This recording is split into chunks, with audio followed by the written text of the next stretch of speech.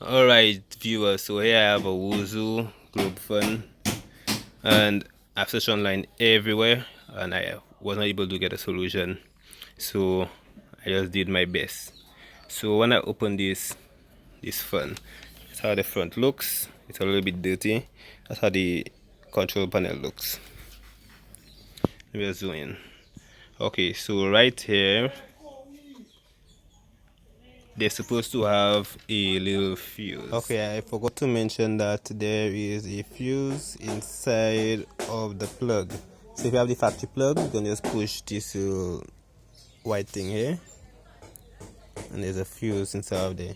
So you can cut this off and replace it with a non-fuse plug, or you can replace it with the 3-pin, not 3-pin. Basically, a non-fuse plug. The 3-pin plug is for 220, and these fans are 110 volts. So, or you can just pull up inside the fuse area with foil if the fuse is damaged. Okay, well, on the other side, just under here, if you look from the back, you will understand it. So, from this here, which is the live wire, there's a fuse that connects from the live, from here to here. It's a little brown fuse. It looks like a capacitor. I can't find exactly. Okay, here it is. Yes, it's a little brown fuse, and I thought it was a capacitor. So I look at the diagram, and I saw on the diagram I saw F1. So F stands for fuse. As you can see, D3, D stands for diode, R stands for resistors, C stands for capacitors, as in these. So I never really check out that. I thought it was a capacitor.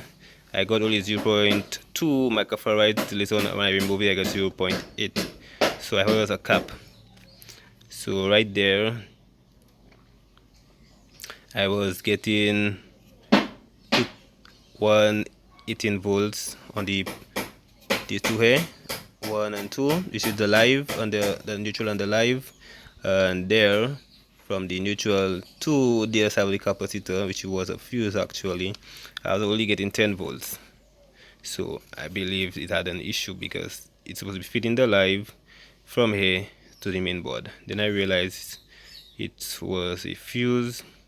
What I did, I used a little piece of wire and it popped it in milliseconds. So now I use a thicker wire. Actually, it's a leg. It's all the legs from one of these capacitors. When I opened that fan, on the other side actually, I had a blown capacitor that looks like that. Now these capacitors are AC capacitors. So it takes just like the fans inside normal fans. I have a video on repairing fans also.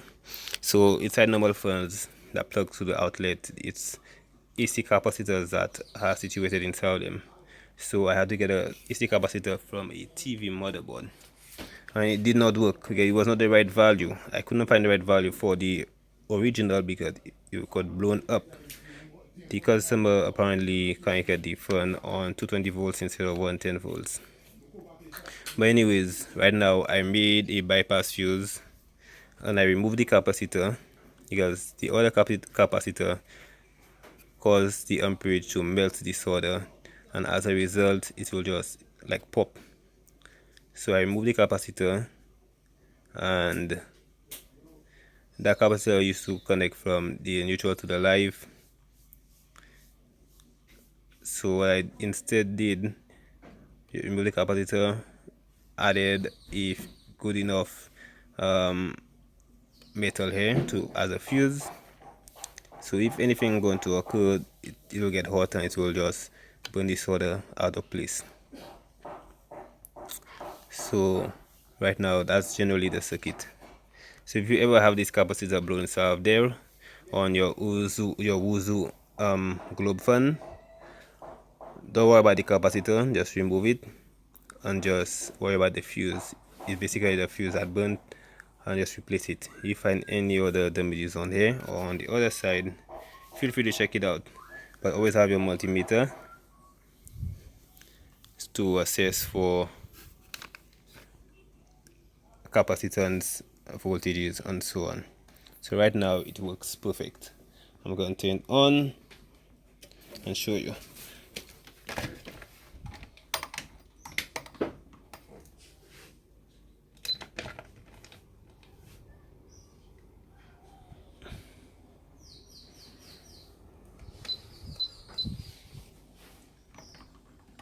Great. Thanks for watching. Please like and subscribe. In the next video I'm going to show you the issue with TCL TVs and the blinking lights. Power light blinks 7 times, 8 times, so on. Thanks for watching. Please like and subscribe.